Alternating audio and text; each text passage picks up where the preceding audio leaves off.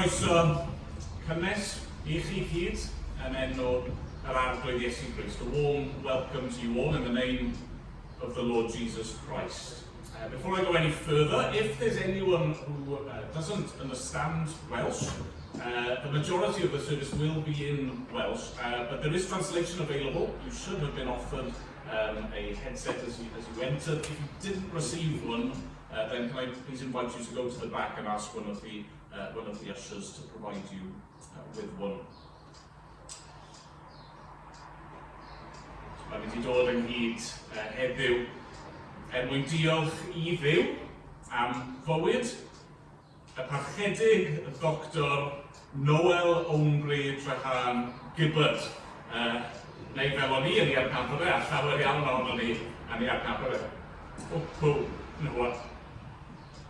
Cwmpawd Noel. O gennym ni gyd gysylltiadau gwahanol iddo fe, teulu a pherthnasau wrth gwrs, ffrindiau agos, cyd aelodau o eglwys yr arglwydd Iesu Grist. Ac I ni yma gyda'n gilydd mwyn cofio amdano fe, ond hefyd I gydnabod y gwaith mawr yna wnaeth Duw ynddo fe, a'r gwaith mawr yna wnaeth Duw trwyddo fe. Yn y dyddiau'n dilyn marwolaeth Uncle Noel, nath un person gyfeirio ato fe fel a quiet giant in Welsh evangelicalism.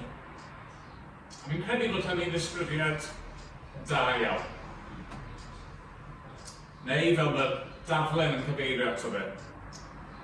Dyn teulu, dyn y Gair. Ac wrth gwrs, ni gyd yn gwybod, mae be bydda Noel yn dymuno heddi yw bod y ffocws nid arno fe yn ben, ond ar yr arglwydd roedd e yn ei wasanaethu. Felly gyda chi weddio yno, gyda chi droi at Duw gyda'n gilydd. O arglwydd un Duw. I ni yn troi at y ti yna. Ac arglwydd, I ni'n gofyn am dygysur Duw. Ni'n gofyn am nerth. Arglwydd, I ni yma yn galaru. Ac mae'n iawn I alaru. Ni'n gweld yr arglwydd Iesu ei hun yn wylo wrth wynebu marwolaeth ffrind iddo fe. Mae'r Beibl yn dweud fod marwolaeth yn elyn, ac yn elyn creulon. Ac eto, I ni'n diolch I ti o Dduw y bore yma, bod y gelyn hwnnw wedi ei goncro. Bod yr arglwydd Iesu Grist wedi marw, ond I fod wedi atgyfodi, a wedi ennill buddugoliaeth dros farwolaeth, dros y bedd. A ni'n diolch trwy ei fywyd, a'i farwolaeth, a'i atgyfodiad ei.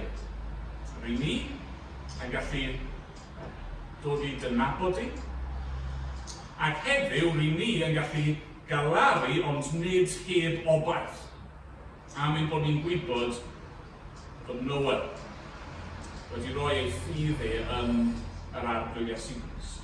Rwy'n diolch am hyn, ac ni'n gweddio bydd yr oedfa hon yn gymorth I ni, ond hefyd yn ogoniant I ti. A mynd bod ni'n gweddio yn enw ac yn heiddiant yr arglwydd Iesu Grist. Amen. Amen. Nawr, dros y blynyddoedd I ni fel eglwys Di elwa mewn pob math o ffyrdd trwy Uncle Noel, ond un o'r ffyrdd oedd yn yr emynau. Roedd yn ysgrifennu ac yn cyfieithu, ond I wrth ein bodd, fi'n siŵr bod y mwyafrif, os nad pawb wedi gweld y llyfryn yma, ond llynedd wnaethon ni gyhoeddi y gyfrol yma o waith Uncle Noel. Ac I ni ganu un o'i garolau fe, gan bod e dal yn agos i'r Nadolig. Carol yn reiddiol gan Martin Luther, ond gafodd I gyfieithu gan Uncle Noel. Ac Fi'n siŵr bydd yn y brofiad newydd I lot ohonyn ni. Sa'n credu bydd neb sydd o fod I canu y geiriau yma, ond maen nhw yn y daflen. Neges yr angel, wrth gwrs, ar y Nadolig cyntaf yna. O'r nef, rwy'n dyfod atwch wy. Newyddion da fy neiga fi. Newyddion ôl awenydd nawr am hyn y cana fi yn awr. Fe aned bachgen nawr o fa. Y forwyn fwyn yn ôl y gair. Y bychan hwn yn lael ei fyd, a enyn gan eich byd I gyd. Ac ymlaen. Plis teimlwch yn rhaid I ganu ym pa bynnag iaith I chi mwyaf gyfforddus yn ddi.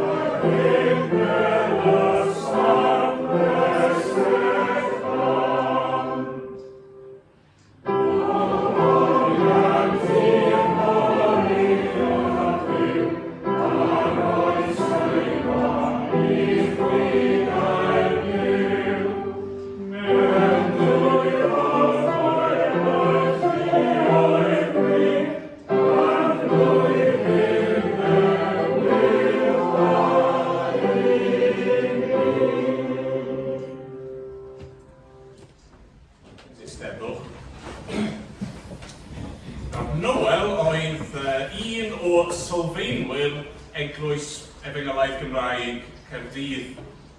Ac am gyfnod, roedd yn gyd-weinidog gyda parchedig Gwyn Williams. A mae'r drefn yna yn un reit anarferol, cael 2 weinidog neu cyd-weinidogion. Ond yn rhyfedd iawn, blynyddoedd yn ddiweddarach yn hanes yr eglwys, roedd yna gyfnod arall lle roedd yna 2 weinidog, cyd-weinidogion. A fi oedd un ohonyn nhw, ac Trystan Hallam oedd y llall. Trystan bellach yn weinidog lan yn Rhedega, ond mae hyn wedi dod lan nawr I ddarllen a gweddio.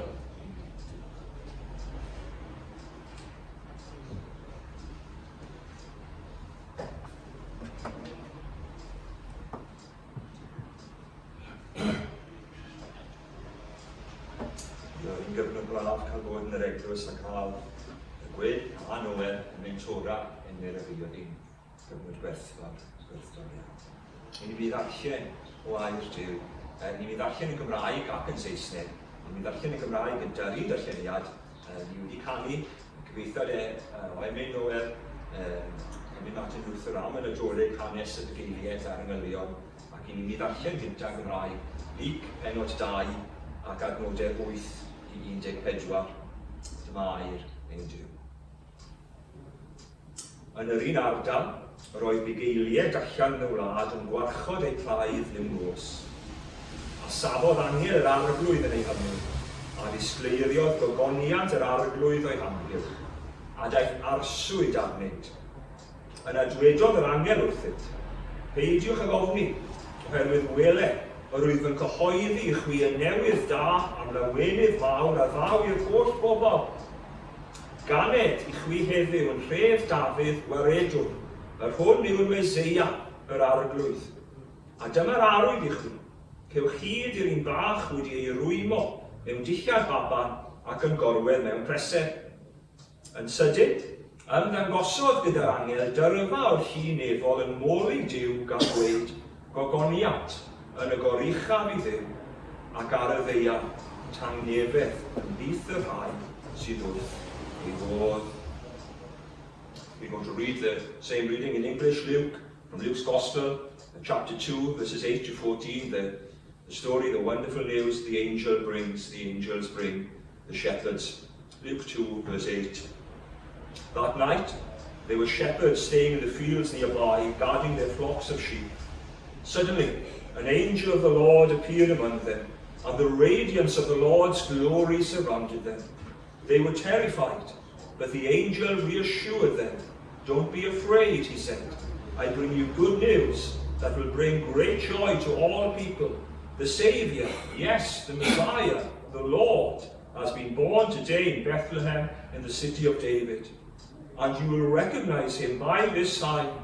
You will find a baby wrapped snugly in strips of cloth lying in a manger. Suddenly, the angel was joined by a vast host of others, the armies of heaven, praising God and saying, Glory to God in highest heaven, and peace on earth to those whom God is pleased. Shall we pray together? Ni weddio gyda'n gilydd. O arglwydd Dduw ein tad, i ni'n dod o flaen ti y bore yma, gan dyfolu ti, gan ddiolch i ti. Yn nghanol sefyllfa sydd yn dorgolonus ac yn drist, bod na obeth gyda ni yn yr arglwydd Iesu Grist. Arglwydd i ni'n diolch, mae ti arwyddodd Noel i ni. Diolch bod ti wedi rhoi y Noel i hynny. Diolch bod e'n ddyn teulu ac yn cyflwyno Alun, Nia a Menna i ti, yn cyflwyno y merched i ti, yn cyflwyno David, Gwr, Nia i ti hefyd. Ac arglwydd i ni'n diolch i ti am ei gariad at y teulu, am ei ofal Arglwydd i ni'n diolch i ti, dy bod ti wedi dod â fe i'r adnabod ti, yr arglwydd Iesu Grist, bod yn dy garu ti, a bod ti yn ei garu ente. Ac arglwydd ydyn, i ni'n diolch i bod ti wedi rhoi i ni'n diolch i ti am yr holl ddoniau nes ti rhoi iddo fe. Ac arglwydd i ni'n diolch i ti yr holl ddoniau ti wedi rhoi iddo fe, i bod yn ymryddawn yn gymaint o bethau. Ond arglwydd i ni'n diolch oedd e'n hawdd ymwneud ag ac oedd wrth i fod yn annog. Oedd Emyr yn tystio, oedd annog Emyr a fyneb yn ffordd o beth oedd. Gyda gweddill yr eglwys, gyda gwyn yma, ni'n diolch i ti am y cyfnod yna. Ac am eraill nath annog yn y gwaith oedd o ddysgu a phregethu am yr arglwydd Iesu Grist. Arglwydd, i ni jyst yn diolch i ti am y cyfleuron nes ti'r rhoi iddo fe. Ti'n arglwydd hefyd, ni'n diolch i ti am ei ofal dros y teulu. Arglwydd gallai i ddim dychmygu y beth mae Helen yn mynd trwy hyn, golli i ffriod, golli i chanol. Ond dyma ein gobeith ni, ni yr arglwydd achwyddodd, ond yr arglwydd y dynodd ymaith. Ac arglwydd i ni'n diolch i ti ein bod ni heddi yn gwybod lle mae nhw, i bod ei gyda'r ddi. Arglwydd, ni'n diolch i ti am real i ti yr arglwydd Iesu Grist. I ni'n diolch i ti bod ti ddim yn ddiw sydd yn wedi cadw'n bell o ddiwrthon. Ond dy fod ti yn dy fab wedi dod i ganol ein galar.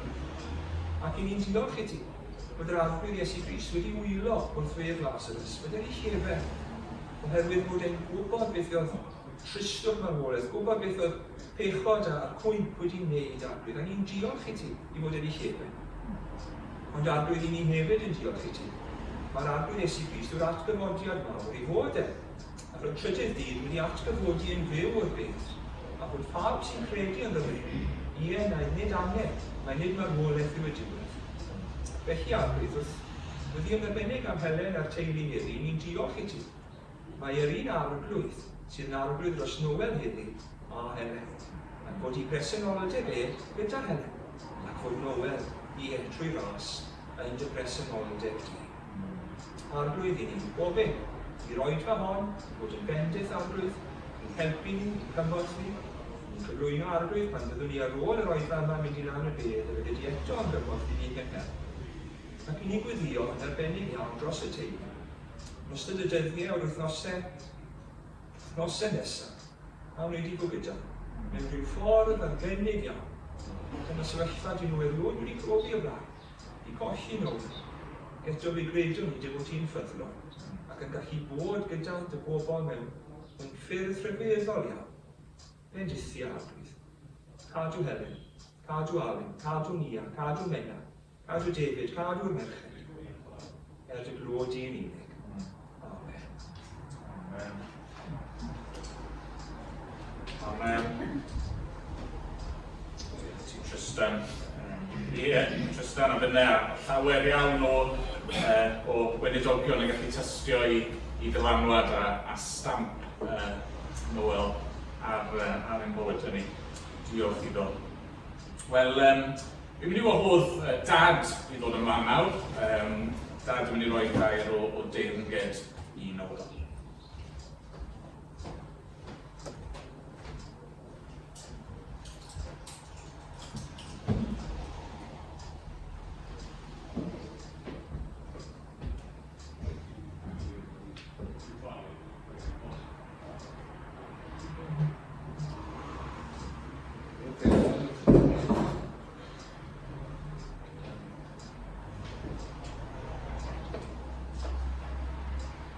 Wel, bydd pawb ohonoch chi oedd wedi gweld ni'n dau gyda'n gilydd felly yn gwybod yn iawn bod i'n yn dalach na nhw a bod rhaid iddo fe o'r helwydd edrych lan arna I pan fyddwn ni'n cydgerdded wedwch ni'n siarad yn sefyll. Ond yn bob ffordd arall y fi oedd edrych lan arno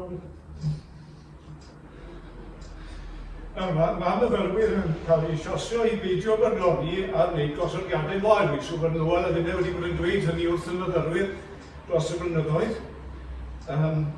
Ond bod rhaid I ni ddadansoddi, bod rhaid I ni ddweud pam. A felly dyma geisio yn nodi rhai resymau o'r pam oedd Noel mor uchel I barch yn fynolog. A roedd Noel yn annibynwr o ran I fagoreth, a hefyd o ran I agweddiadau. Ond roedd hefyd yn perthyn i'r llinach anrydeddus honno o'r hen angydffurwyr, a roedd ethos y diwygiad methodistaidd yn un o'r dweddi nhw. A hynny'n cynnwys, wrth gwrs, pwysleisio'n angen a'n grediad galon yn ogystal â'r pen. Am bod I berthynas bersonol ddiwyol a Iesu Grist a'i dderbyn yn arglwydd ac yn y chibwr. Rwy am rannu'r hyn sy'n gen I ddweud felly, oherwydd y traddodiad methodistaidd angydffurfiol oedd Noel yn ei harddel. Rwy am yn methodistaidd ddigon rhannu beth sy'n gen I ddweud yn dri phen. Ac yn hynny o beth, dwi yn dilyn siampl Noel I hunan mewn gwirionedd, oherwydd un o'r pethau trwyadol mewn gyfeiriad wedi bod yn barod at y casgliad yma o'i ymwneud yn gosod yn gynharach eleni. Prynedd yn drafod misoedd yn ôl. Un o'r pethau trwyadol am yr ymwneud yn y gyfrol yna yw bod tua'i hanner nhw, hanner y rai greiddiol, yn rhoi 3 phennill, ynde? 3 phen I bob emyn fel petai. A'r penod cyntaf sydd gen I yw cyfoeth.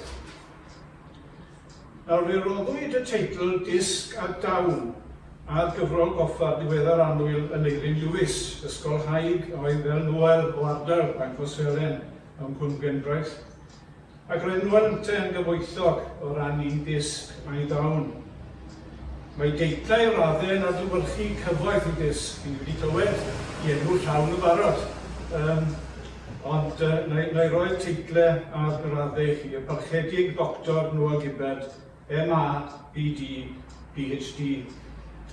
Roedd yn awdur toreithiog, fe gyhoeddodd tua 20 o lyfrau I gyd, sef sôn am 10 lawer o erthyglau ac o benodau mewn llyfrau, gan bod trwy hynny I gyd yn un o'r prif arbenigwyr ni ar hanes Cristnogaeth yng Nghymru o diwgiad Protestannaidd ymlaen.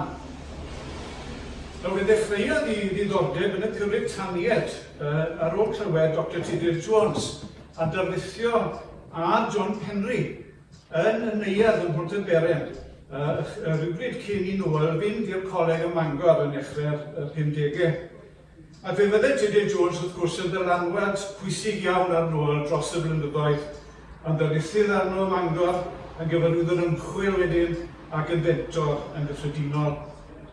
A thros y blynyddoedd, beth ni'n gweld yw meysydd Noel nawr, meysydd astudio Noel, yn symud yn ei blaen o gyfnod y Cyfeillioniad, ymlaen wedyn i'r 19eg ganrif a dechrau ganrif ar 15 yn astudio annibynwyr cylch Cyfyrddin, dyna o destun I dreithod MA yn 1973.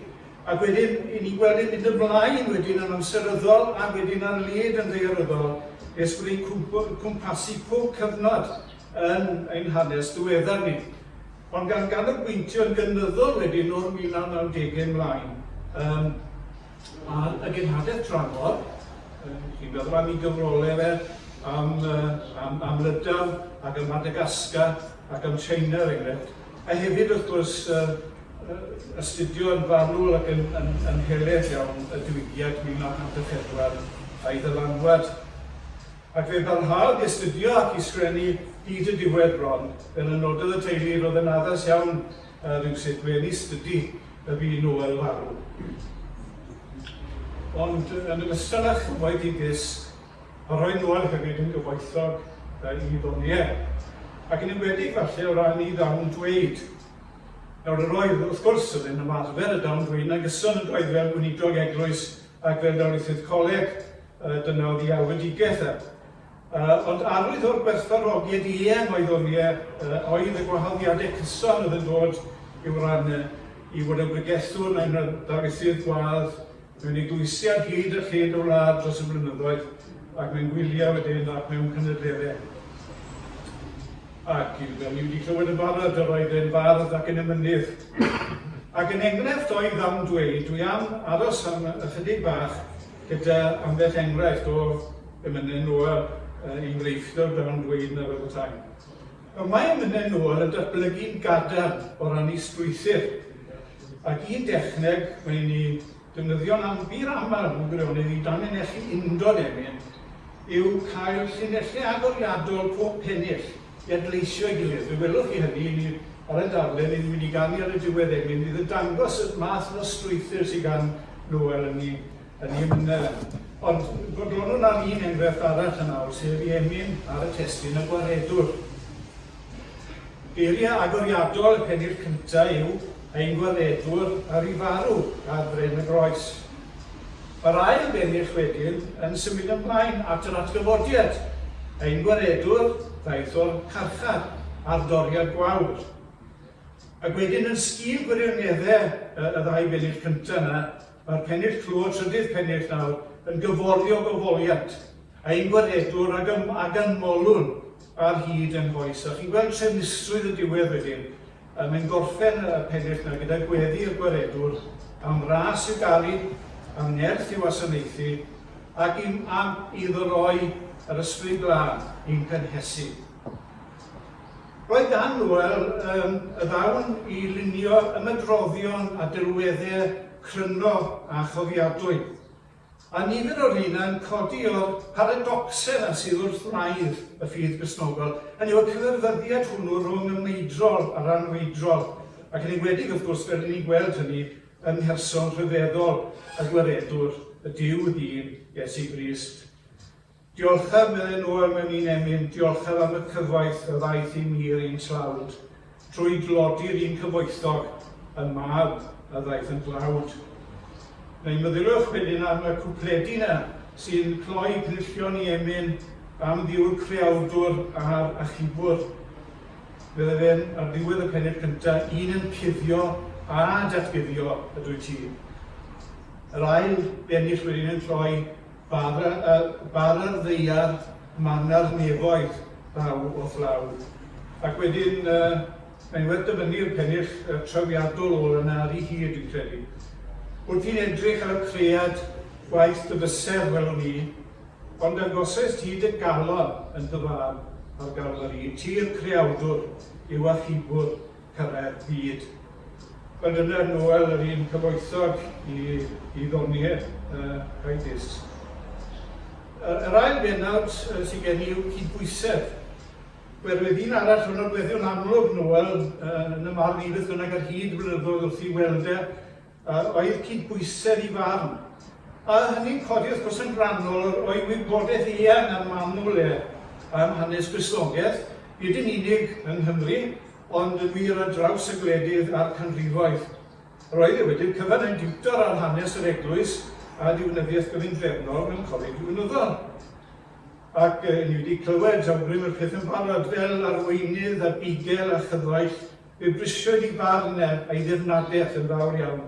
Mewn bwyllgor a thrafodaeth a sgwrs personol ac wrth mentora myfyrwyr a gwynidogion ac arweinwyr eglwysig eraill. Ac arwydd o'r ymddiriediaeth yn ei allu dyfoli'n bitfwys a gofalus a phwyllgor yw'r ffaith mai fe ysgrifennodd hanes swyddogol Mudiad Efengylaeth Cymru a hefyd hanes swyddogol Coleg Dinturion. Roedd ei wrth gwrs yn gymwys iawn i ysgrifennu hanes y ddau. Fe fi'n gweithgar yn gylchoedd y Mudiad Efengylaeth bron o'r dechrau. Bron o ddechrau'r mudiad yn y 40au. Fi yn rhan o cyffro ysbrydol, y cyffro ysbrydol nawr yn cyffiniau dros Hans ar ddiwedd y 1940au ac i mewn i ddechrau'r 50au. Ac yn rhan wedyn o'r bwrlwm ysbrydol y Mangor, wedyn y fynd yna i'r coleg ar y Bryn ac yna i Coleg Coleg Mangor wrth gwrs yn y 1950au. Mae'n wybodol bod sawl un o'n chi yma yn cofio'r cyfnodau yna dros Hans ac yn Mangor yn iawn. Ac un enghraifft o'i ymrwymiad i'r mudiad yn y dyddiau cynnar yna oedd y darlun ohono fe a'i gyd y tiwr Gwydfa Davies yn mynd o gwmpas yn dosbarthu'r cylchroedd yn yledd ar gefn motorbike. Ac wedyn, yn achos y coleg diwnyddol yn darlithydd llawn amser, oedd wedi bod yn darlithydd llawn amser yn 4 blynedd cyn hynny, ond dod yn darlithydd llawn amser yna yn 1978, ymlaen hyd at ei ymddeoliad yn 1997, yn y Bari ddechrau wrth gwrs, yn y Coleg Feibredd yn y Bari ac yna yn Coleg Efengylaeth y Bryntyrion, ac yn dod yn llywydd y coleg yn gyfnod wedyn wedi ei ymddeoliad. Nawr oedd eraill wrth gwrs y ganddyn nhw cysylltiadau agos ar Mudiad Efengylaeth, cysylltiadau agos o'r coleg dros blynyddoedd lawer. Ond fel yr awgrymu sy'n gweud ar y cael fi'n credu mae Noel a ddywyswyd i sgrennu hanes swyddogol y ddau. Ac fe welwn yn un cydbwysedd yn mynd nôl ati emynau am funud. Yr un cydbwysedd nawr yn afalochredd i gynnyrchel y mynydd. Nawr mawredd y crys croesoliedig a buddugoliaeth yr angau a'r iachawdwriaeth trogwyddol sydd yn dod i ni trwyddo fe. Dyna, wrth gwrs, yw canol y llwyfan yn ei emynau. Ond fe gael sôn yn gyson yn nhw hefyd am ddiw o crewr. Ac am ein camddefnydd i anhesgen ystod ni o waith i ddwylo celfydd yn y creu sydd wedi arwain at sarnu'r cread yn lle i warchod. Ti'n cyfoes iawn yn hynny wrth gwrs. Ac yn y nifer o emynau ganddo fe y gellid i galw nhw'n rhai cymdeithasol. Ydy o syniad yma sydd ar nid yn aml iawn o Cristnogion Efengylaeth y bobl sydd ond yn edrych ymlaen at y dyfodol. Roedd hwnna wrth gwrs yn Milan Noel, ond roedd ei draed ar y ddeiar hon hefyd yn ei gwasanaeth i'w adwydd a'i gwreiwr. A trydydd pen sydd gen i yw Caerdydd. Nawr, bod pwys i farn oedd Noel, ni fyddwn ni roi'r argraff i fod yn un o'r meistr y ffens.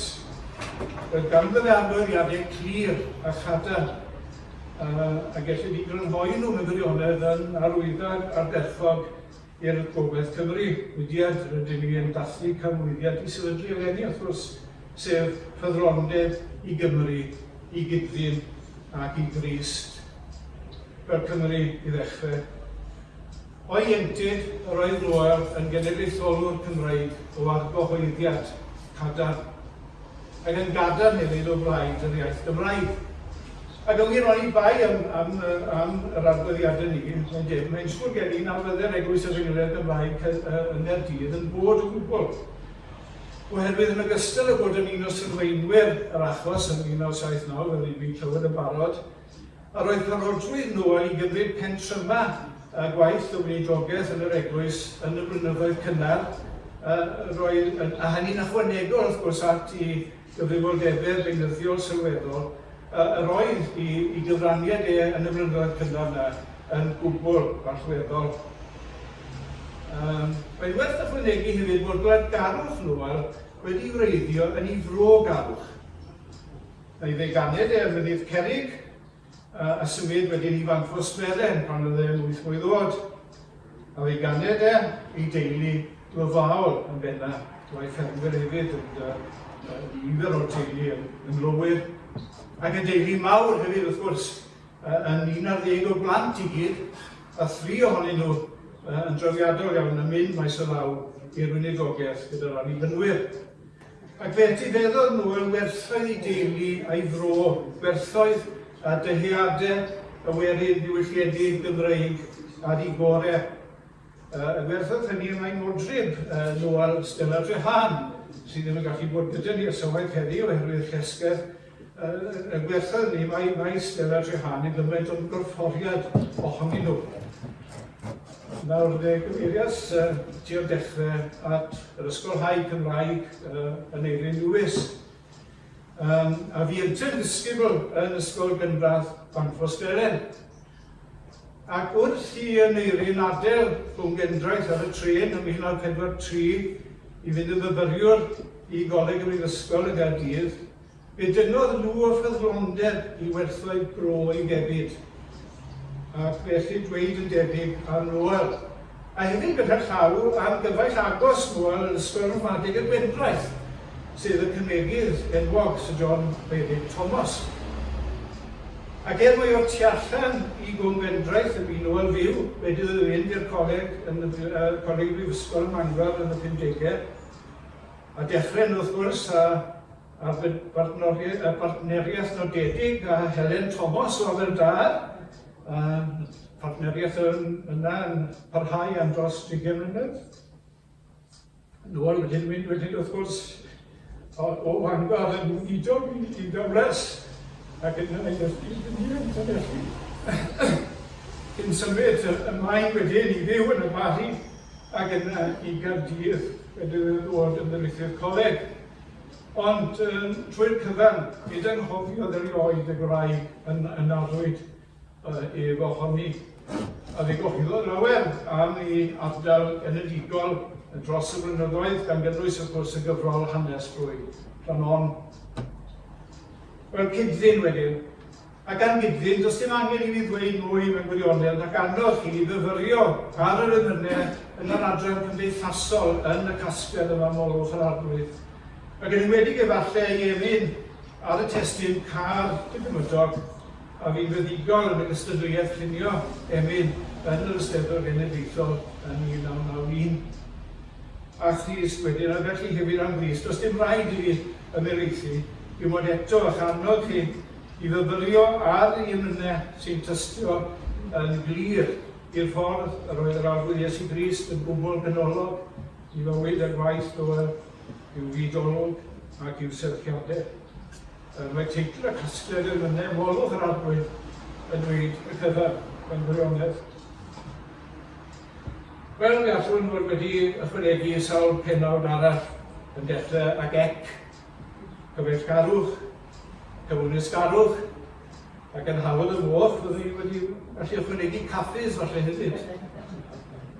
Ond wrth fynd yn deimlo'n bwys a chi fel teulu yn eich colled, i ni'n diolch i Dduw am gyfraniad cyfoethog, bit bwys a chadar Noel.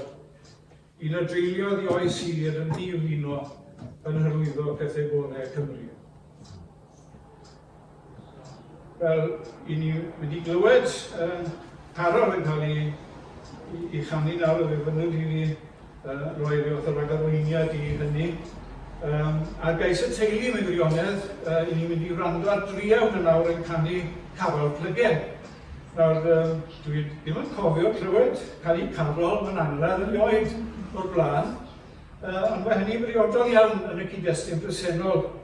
Yn un beth oherwydd bod yr enw Noel wrth gwrs yn yn atgoffa ni o'r newyddion da o'r ymenydd mawr o ddaeth adeg gen Iesu Grist. Y newyddion da na fod ceidwad wedi enni mewn pleser y methlem. Ni wedi clywed eisoes gyfeiriadau at hynny yma. Dylen ni'n nodi falle, rhaid unrhyw gan argraff, felly mae yn mis Medi y ganed Noel, ac nid adeg yn Nadolig yn gweithio i enw. Ar gyfer heddiw'r bore yw'r garol, a mae'r trial yn mynd i'w chanu nawr, a mae'r reswm penodol iawn dros ei chanu yma heddi. Oherwydd rhyw 10 diwrnod cyn i Noel farw, ath nifer o aelodau Eglwys Efengyliaeth Gymraeg Caerdydd i ganu canolau, a tu allan i'w gatre yn ei lleol Caerdydd. Ath yn yrfynwyd i Noel pa garol yr hoffau ef i ni chanu i ddewis ef oedd ar gyfer heddiw'r bore. Yma hon, wrth gwrs, yn un o garolau Plygen enwocaf Gymraeg. Mae'r dau genni'r cyntaf bwysleisio pwy oedd yr hwnna aned yn Faban Bach a Ddyn Mair, sef y bod rhyfeddol hwnnw a oedd yn cyflawni'r holl proffedoliaethau a'r holl addewidion am yr un oedd yn mynd i ddod a byddai'n dod yn weledwr i'r byd. Wedyn mae'r trydydd pennydd yw'ch chi yn sôn am ei waith achubol yn marw ar y groes. Nawr, mewn gwirionedd, mae'r garol gyflawn yn 12 o gynullion, 4 bliwch chi nawr, ond mae'r rhan fwy o'r cynullion yn manylu ar y ffordd y gyflawnodd Crist i waith fel gwaredwr, fel achubwr. Ac yna'n wyneb pwy ydyw e, yn wyneb pwy yr hyn yn naeth e, mae'r garol yn gorffen wedyn gyda'r pennydd sydd yn annog pawb i fod ar frys fel ar wyt i derbyn y myfeiant a'r glanhad a'r waledigaeth y mae Iesu Grist yn ei cynnig i. A dyna wrth gwrs fi hanes Noel i hun, fe ddaeth ef at y gwaredwr fel yr oedd a chael ei olchi yn y ffynon. Ac fe dreulio ni oes yn annog eraill i ddod at yr un noddfa. Ac ni fydde dim yn well wrth gwrs gadw yn y gweld pawb, a ni fyddhau i enogaeth dair y carolwr, gan hynny Teyrnged ymrydlon fel yr wyt. Dyna'r triawd yma.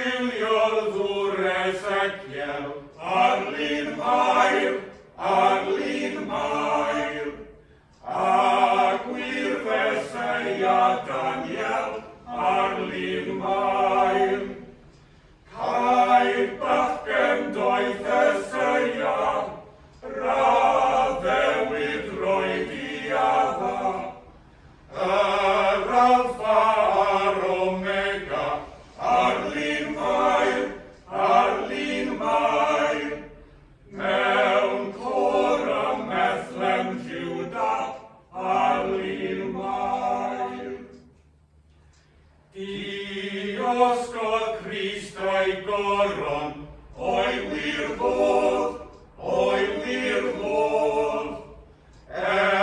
mwyn goron I Seion, wir fod. I blygu bendi halog, o dan y goron dreiniol, I ddioddef dirmig ffidiol, wir fod, codi pen yr eog, wir fod. Am hyn bechadur brysia, fel yr oed, I mofyn am y noddfa, fel yr oed. I tir agorwyd ffynon, ailch dy glwyfau dion, fel ei ragwyn yn salmon, fel yr oed, gan hynny tirdan bryglon, fel yr oed.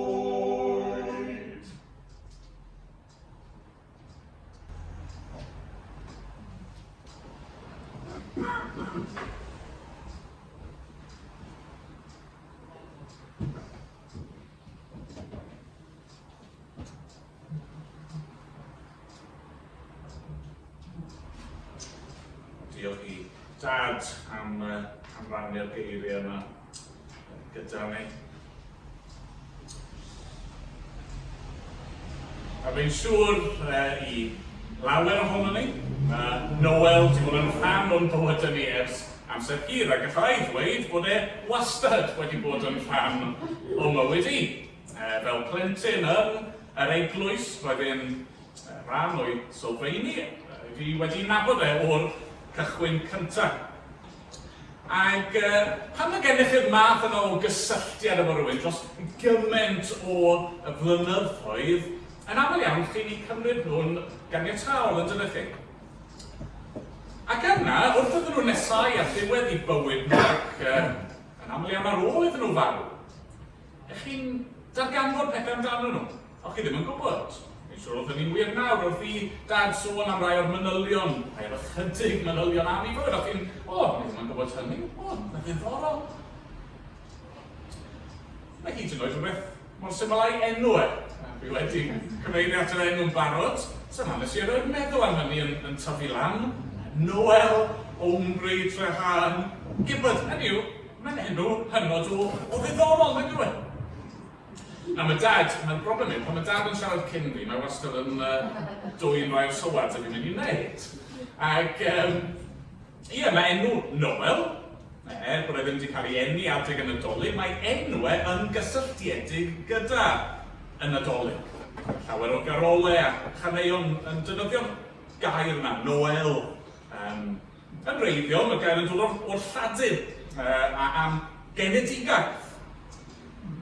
Neu rhywbeth yn gysylltiedig gyda geni. A felly, mae'n ddigon addas yn dod I bore yma wrth I ni ddod I roi diolch am fywyd Noel.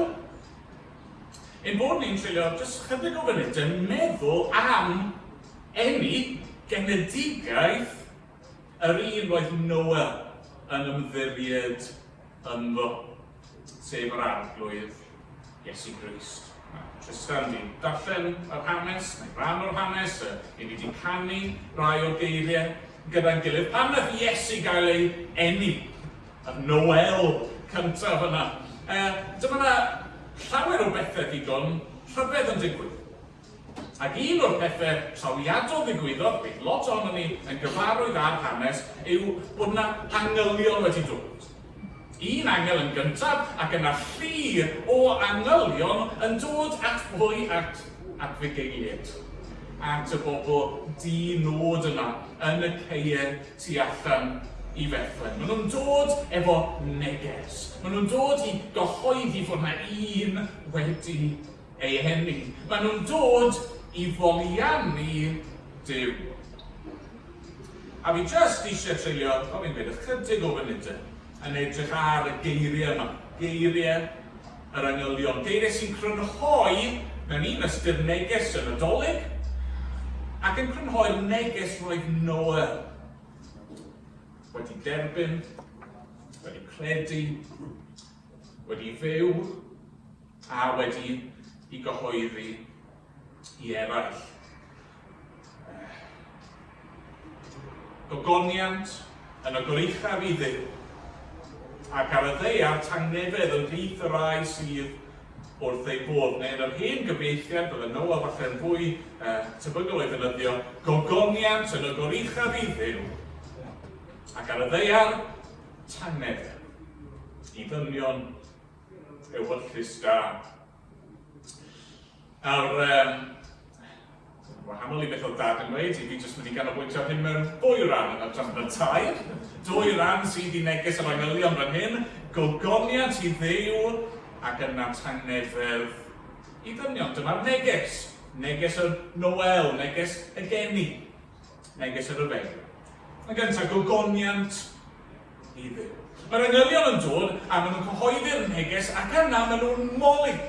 Maen nhw'n cyhoeddi gogoniant I ddyw. Gogoniant yn y goruchaf. In the highest. Hynny yw, maen nhw'n dweud mae Duw yn unig sydd yn heiddi gogoniant. Duw yn unig sydd yn heiddi cael ei addoli. I ni wedi dod er mwyn diolcheddi am fywyd o'n Cwm Noel, ond dim ond un sydd yn heiddi ei foli a'i ogoneddi, sef yr am. Pam felly? Wel, mae'n ymadrodd yn Saesneg yn oes. Credit where credit is due. Chi wedi rhoi clod i'r un sydd yn ei heiddi. A dyna mae neges yr angylion yn atgoffa ni. Duw sydd yn heiddi'r clod I gyd. Duw sydd wedi creu popeth. Duw sydd yn cynnal popeth. I ni ddim yma ar y ddeiar achos bod ni jyst wedi ymddangos o'r nynlle, ni wedi cael ein creu. Mae yna Dduw sydd wedi'n creu ni, sydd wedi'n caru ni, sydd eisiau perthynas gyda ni. Dim byd gennym ni, dydw ni heb ei dderbyn ganddo fe. A felly fe yn unig sydd yn heiddi gogoniant yn y goruchaf. A'r problem mawr y byd, problem mawr y ddynoliaeth yw bod ni wedi anghofio hynny. Ni wedi anghofio mae Duw sydd yn heiddi'r gogoniant. Yn lle hynny, I ni eisiau yr gogoniant, I ni eisiau'r sylw, I ni eisiau pobl I roi clod I ni. I ni eisiau reoli'n bywydau ni. I ni eisiau bod yn ddew ar ein bywydau ni. A mae hynny'n broblem. Mae'n broblem mewn dwy ffordd. Gyntaf I, mae'n broblem achos wrth I ni wneud hynny, I ni'n cymryd yr hyn sydd yn eiddo I ddew. Ni'n gwrthryfela yn ei erbyn e. Os I fi'n cymryd rhywbeth sy'n berchen I rywun arall, mae'n air am hynny, ond oes, dwy'n. A felly os mae Duw yn unig sy'n heiddi'r gogoniant yn y goruchaf, ac I fi'n trial cymryd gogoniant I fi fy hun, a mae hynny yn wrthryfel yn erbyn Duw. Ond mae'n ochr arall i'r broblem hefyd. Falle ochr I ni'n teimlo ac yn profi llawer yn fwy. Pan I ni'n trial cymryd gogoniant I ni'n hunan, wel nid fel na mae pethau fod. I ni'n upsetio balans y bydysawd. Yn y Beibl, mae'r gair yma gogoniant, glory. Mae'n gysylltiedig efo pwysau. Rhywbeth trwm, rhywbeth weighty. Pan ni'n trial cymryd gogoniant, Duw I ni'n hunan.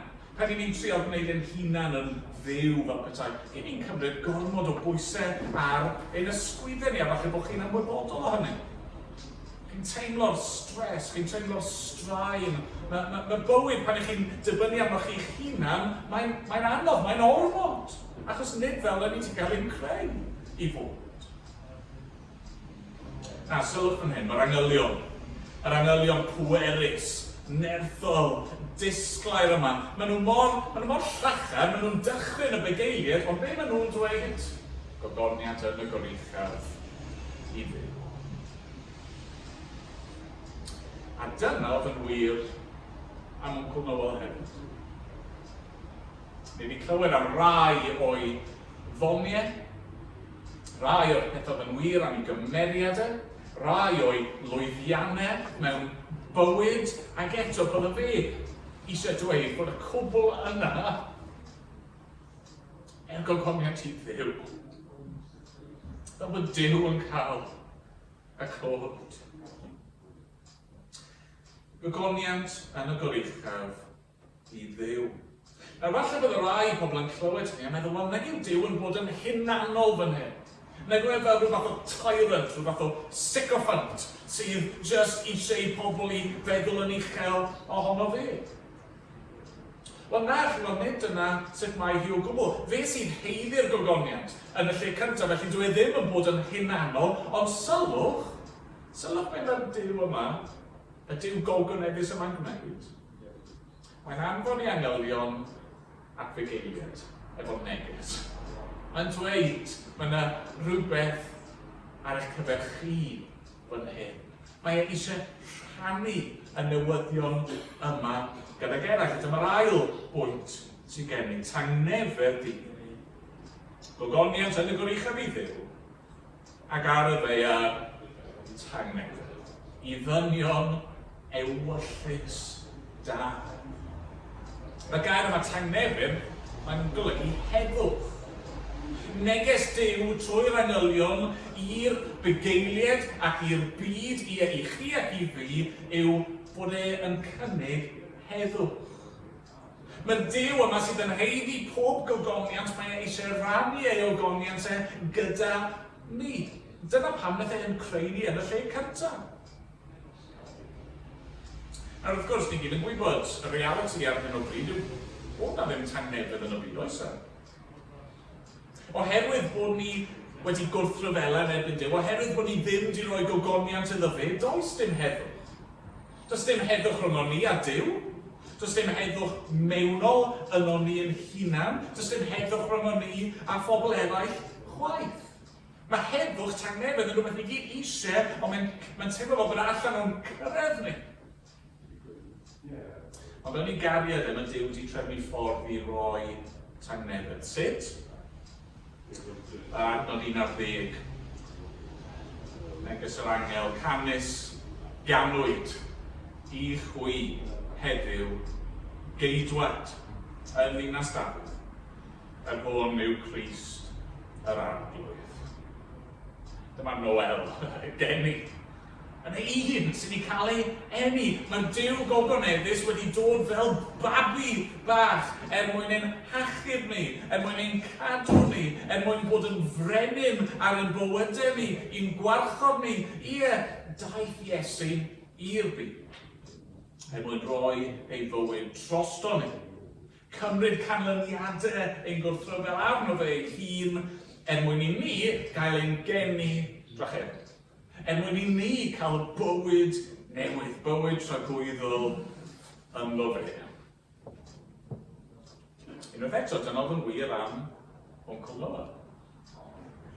Oedd wedi profi'r tangnefedd yma. Oedd wedi dod a wedi cael ei gymodi gyda Duw. Oedd e nawr yn gallu profi'r tangnefedd mewnol yma trwy'r blynyddoedd o ddioddefaint corfforol a pob math o sialensau a heriau, mae bywyd yn taflu, a ato ni oedd e'n gallu bod yn dangnefednus. Ac yn wir yn gallu rannu'r tangnefedd yna gydag eraill. Cyhoeddi yn dweud wrth eraill, dyma'r ffordd i brofi heddwch. A mae'r un peth ar gael i ni. Ngwyneb marwolaeth, ngwyneb dyfodol ansicr, ngwyneb yr holl bethau hynny sy'n mynd mlaen yn y byd, ar hyn o bryd, i ni'n gallu profi heddwch. Trwy edif ar hau, trwy droi o'n hunan ogoniant ni, trwy roi'n ffydd ni yn yr arglwydd Iesu Grist, a derbyn yr heddwch yna mae yn ei gynnig i. Wel, diolch i'r arglwydd, a diolch am ei was. Amen. Ni'n mynd i ganu emyn arall efo'n gilydd yn awr. Ac hyn yn un o emynau gwreiddiol Noel, a i ni fel eglwys ni'n canu hon yn gyson. Gennym ni dyled mawr i'w Noel, ond mae'r geiriau, dim ond yn Gymraeg ar y daflen, does dim cyfieithiad swyddogol yn bodoli. Fi wedi ceisio cyfieithu'n fras ystyr y geiriau. Who is this in Gethsemane? Why his suffering so deep? Why his soul is filled with sorrow? Why this hour he came to keep? This is Jesus. He will do his Father's work. Who is this on Calvary's hilltop, facing scorn and hatred vile, stricken, beaten, pierced and punished? There he forfeits heaven's smile. This is Jesus. He has done his Father's work. Who is this outside the city with the friends whom he did love? First he greets them, then he blesses as he looks to heaven above. This is Jesus. He goes to his Father's side. Who is this? With clouds descending, like the Son of Man is he. Multitudes will come to greet him. Everyone will bend the knee. This is Jesus. He reigns with his Father now. Mae gadewch i ni sefyll i ganu efo'n gilydd.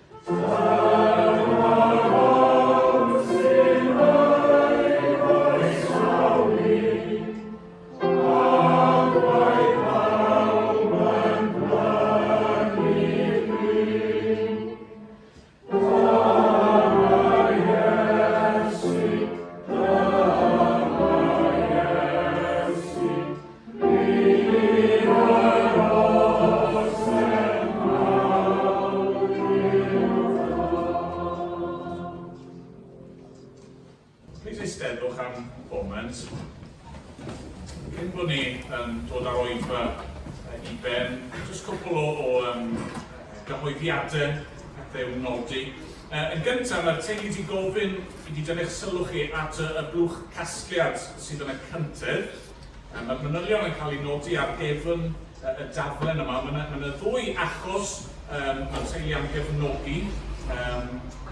Gyntaf, yr eglwys, mae'r cysylltiad fyna ni'n ddigon amlwg. Ond hefyd yr Rett Syndrome Foundation. Falle I lawer ohono ni bydd Rett Syndrome yn rhywbeth anghyfarwydd. Ond mae'r teulu wedi cael profiad personol o'i effaithau ym mywyd gor-wyres Noel a Helen. A felly mae'r sefydliad yma wedi bod yn gymorth mawr iddyn nhw fel teulu ac o'n nhw'n teimlo bod nhw eisiau cydnabod hynny. Yna, gai ofyn I chi, os oes offer cyfieithu gennych chi, please gallwch chi just gadael nhw ar y seddi. Sym rhaid chi ddychwelyn nhw, just gadewch nhw yno, ond please peidiwch roi nhw mewn bag fel sy'n weithio'n yn digwydd am nhw'n diflannu. I'r rheini sydd yn mynd I ymuno ar lan y bydd, os wedi deall yn iawn, eisiau chi gadw i'r chwith wrth gyrraedd Thornhill ac cynnwyr i'r chwith o'r swyddfa ymholiadau. Yn ôl pob tebyg, sdim angen mynd i'r maes parcio, mae'n y le I adael y ceir, mae'r hewl yn mynd yn agos iawn at y man claddu, felly gallwch chi ddod â'r ceir yn agos yno. Wel, un peth olaf, fi'n mynd I weddio. Ar ôl I fi weddio, bydd y trefnwr angladdau yn dod ac yn cymryd yr arch allan trwy'r ochr. Os wneith bawb aros ar ei eistedd, ac yna fydd y teulu yn gadael yn gyntaf yn gadael trwy'r ffrynt. A plis I aroswch ar eich eistedd nes fod y teulu wedi gadael. Mae gen I wedi. Arglwydd I ein.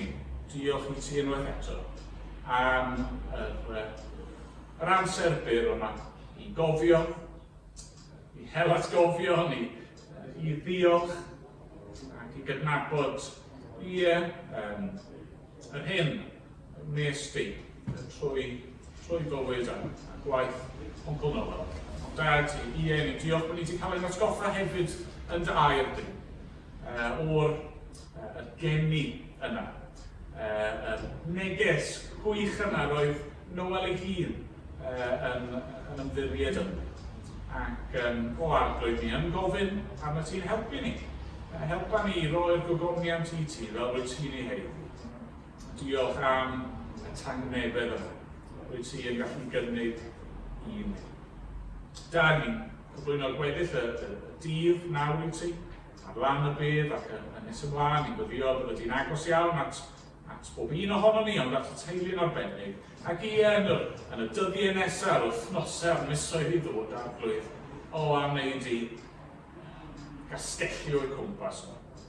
Bod yn agos iawn, bydd yn bopeth iddyn nhw, os gwelid I bod yn dda. Amen bod ni'n gweddio yn enw ac yn heiddiant yr arglwydd Iesu Grist. Amen.